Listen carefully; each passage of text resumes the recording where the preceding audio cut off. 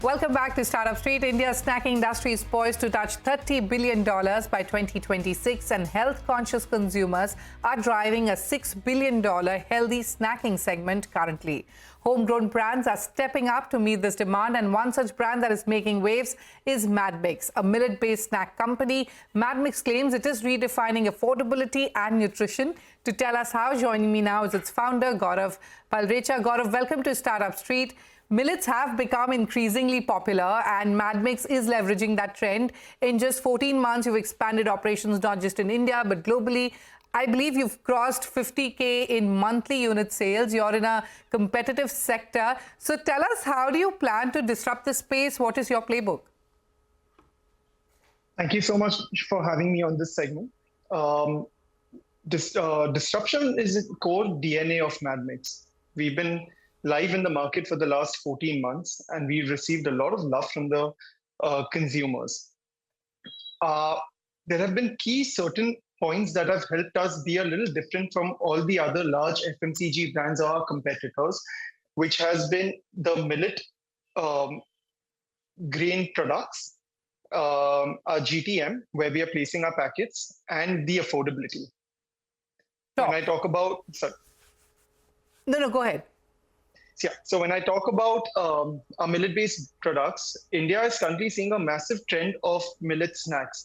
And it's not just a trend that is here to come and go. It's going to be there for a very long time. And at Madmix, we're trying to conquer that one packet at a time.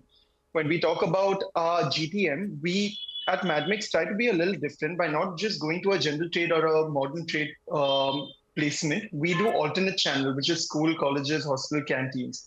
Yes. And affordability is what we're talking about, is the 20 rupee packet size, which are portion control packets, which at the end... Well, Gaurav, yes, you bring me to my next question. Apart from blending nostalgic flavors with nutritionist-approved formulations, another key highlight of Madmix is its affordability.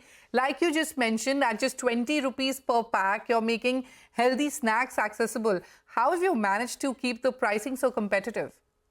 When we talk about a country like India, people, when they think of healthy, they think either it's not going to be tasty or it's not going to be affordable. At Madmix, we had to get everything under the same umbrella. It was a very difficult task, but we managed to achieve it. The way to do it for us is to have smart manufacturing decisions in which we, volume, as we start hitting higher volumes, our cost goes lower. And alternative channel has been one of our biggest win in terms of reducing our cost, because we've not been paying hefty listing fees or extreme heavy ad spend budgets.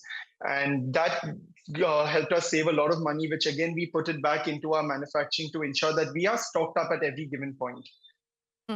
So take us through the current business growth numbers, the volumes that you spoke of. What are the volumes that you're currently seeing, your manufacturing capacity? So we're seeing approximately a 420% raise since the last financial year. Month on month, approximately 33% growth. Yeah, for the next financial year, we have excellent plans, and we hope to be achieving them. Okay. 1 month at a time. It's a little later.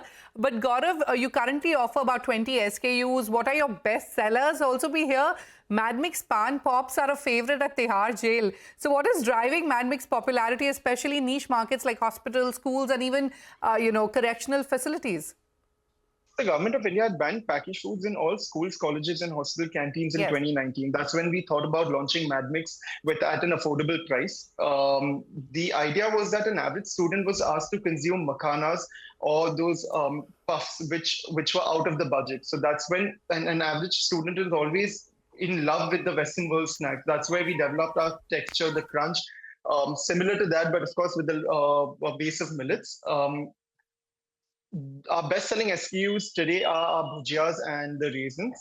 Okay. Bhujias are similar to the Rajasthani namkeens that everyone has been consuming for a very long time.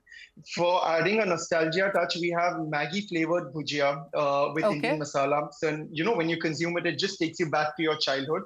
With regards to the raisins, we always work with pan and mango because these are the two most favorite loved products across the country.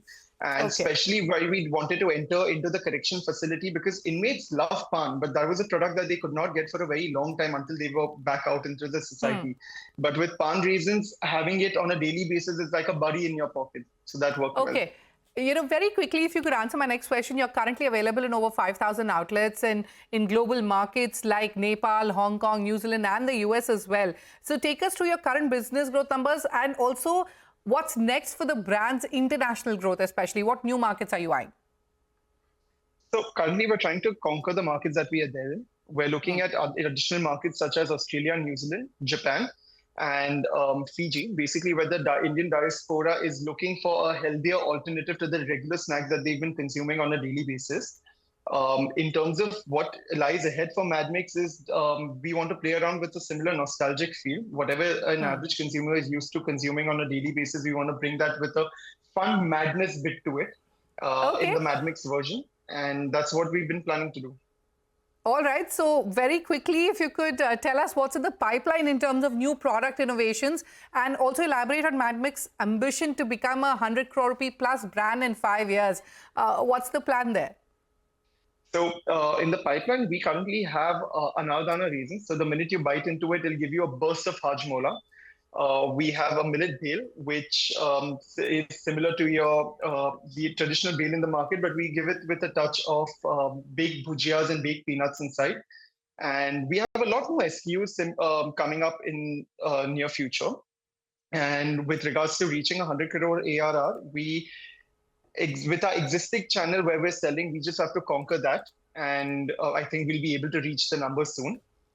Sure. Wish you the very best for all your expansion plans, Gaurav, and many thanks for giving your time on Startup Street today. Thank you so much. Thank you. Moving on, Amazon